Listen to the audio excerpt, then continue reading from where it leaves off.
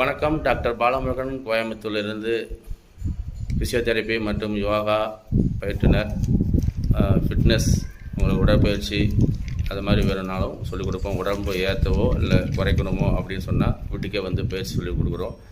அது மாதிரி பக்கவாதம், உடலில் எந்த ஒரு தசை நரம்பு சம்பந்தமான அனைத்து பிரச்சனைகளுக்கும் வீட்டுக்கே வந்து ஃபிசியோதெரப்பி கருவிகள் மூலமும் மற்றும் உடற்பயிற்சி மூலமும் உங்களுடைய நோய்களை நிவர்த்தி பண்ணி அதை ரூட் காஸ் என்பாங்க.